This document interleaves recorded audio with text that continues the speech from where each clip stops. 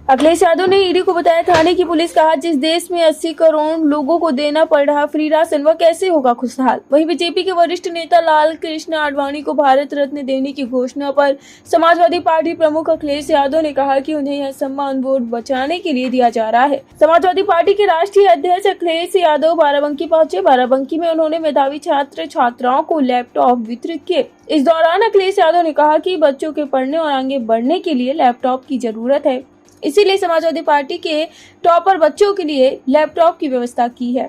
अखिलेश यादव ने कहा कि भाजपा सरकार में ईडी एक थाने की पुलिस की तरह काम कर रही है। जैसे थाने की पुलिस सरकार के हिसाब से चलती है उसी तरह ईडी भी चल रही है। भाजपा के लोग पीडीए से घबराए हुए हैं। इसी घबराहट की वजह से भाजपा अपने सभी सांसदों के टिकट काटने जा रही है। उन्होंने कहा कि जिस देश में 80 करोड़ लोगों को फ्री में राशन देना पड़ रहा है वह देश खुशहाल कैसे होगा। समाजवादी पार्टी के राष्ट्रीय अध्यक्ष अखिलेश यादव ने कहा कि पीडीए गठबंधन 90% लोगों का है, जिसमें अगले पिछड़े, दलित, अल्पसंख्यक और आधी आबादी शामिल है। यह 90% लोग भाजपा सरकार के खिलाफ है। सभी लोग महंगाई, भ्रष्टाचार और चौपट कानून व्यवस्था से नाराज हैं। भाजपा को उत्तर प्रदेश से हटाना हम सभी की प्राथमिकता है। वहीं बीजेपी के वरिष्ठ नेता लाल कृष्ण आडवाणी को भारत रत्न देने की घोषणा पर समाजवादी पार्टी प्रमुख अखिलेश यादव ने कहा उन्हें यह सम्मान वोट बचाने के लिए दिया जा रहा है।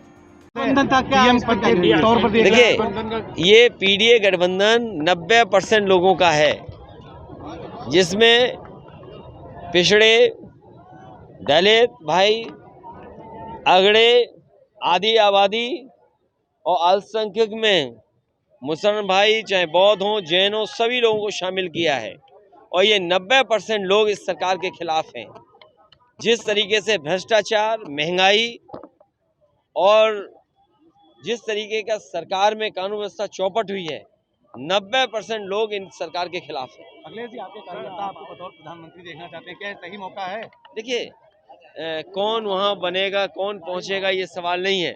बीजेपी उत्तर प्रदेश से हटे, ये सबसे बड़ा सवाल है। ओवैसी जी को इंडिया गठबंधन में लेके सरकार होती तो अयोध्या में राम मंदिर न बनता। बीएसपी कह रही कि कांग्रेस के साथ हम गठबंधन करेंगे, लेकिन आपके साथ सुप्रीम कोर्ट को बधाई। बीएसपी कह रही कांग्रेस के साथ गठबंधन करेंगे लेकिन सपा के साथ नहीं, तो आप गठबंधन ये अपने आप में एक हिंदी में वो कहावत नहीं है, चंडू खाने की गप। ए पत्रकार साथी, इस तरह की खबरें मत लाओ। अखिलेश जी, 31 साल बाद ज्ञानवापी में पूजा हुई है और जिस प्रकार से आपके मुख्यमंत्री थे 1993 में, तब पूजा बंद की गई थी, तो कहीं न कहीं ये खामियाजा बीजेपी। देखिए, आपको आधी अधूरी जानकारी नहीं रखनी चाहिए। मुझे नहीं पता कि आपको क्या जानकारी और कहाँ से मिली है। कई बार प्रशासनिक तरीके से प्रशासन अपने आप निर्णय लेता है, तो किसी सरकार पर ये आरोप लगाना या 30 साल पुरानी बात को उठा करके खड़ा करना, सवाल वो नहीं है। सवाल ये है कि बीजेपी के लोग घबराए हुए हैं, पीडीए से घबराए हुए हैं। और बीजेपी की जो रणनीति थी कि अपने सभी सांसदों की टिकट काट देना और एक अपनी वो जगह ढूंढ रहे हैं कि कहाँ लड़ें जा करके। सोचो, जिस दल की दिल्ली और लखनऊ में सरकार हो, वो अपने सांसदों की टिकट काटने जा रही हो, ये सबसे बड़ी चिंता का विषय है भारतीय जनता पार्टी के लिए कि उन्हें अपने सांसदों की टिकट काटनी पड़ रही है। इसमें मैं कुछ नहीं कह सकता हूँ, लेकिन वोट बांधने के लिए तो नहीं किया गया है। ये सम्मान भारतीय जनता पार्टी अपना वोट बांधने के लिए कर रही है।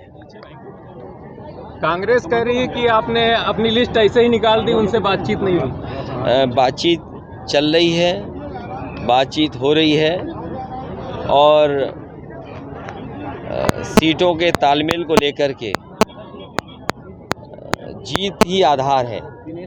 गठबंधन के लिए जीत ही आधार है और उसी के तहत दोनों दल आपस में तय कर रहे हैं और बहुत जल्दी मुझे उम्मीद है कि दोनों दलों में सहमति बन जाएगी। इंडिया गठबंधन और पीडीए आने वाले समय में एनडीए को हराएगा। बजट कैसा रहा है? देखिए, बजट बहुत ज़्यादा कंफ्यूजिंग इसलिए है कि गरीब और किसान के हाथ में कुछ नहीं आया और जो उम्मीद थी 10 साल बाद कि कम से कम आखिरी बजट में तो नौजवानों के भविष्य के बारे में सोचेगी सरकार, जिस तरह से नीतीश लेकिन कुमार ने- जो बजट इतना बड़ा था वही बजट जो दुनिया में अपने आप को विकसित भारत बनाने का संकल्प ले रहा था, 80 करोड़ लोगों को इन्हें राशन देना पड़ रहा है। सोचिए जिस देश में 80 करोड़ लोगों को राशन देना पड़ रहा हो वो देश कैसे खुशहाल होगा।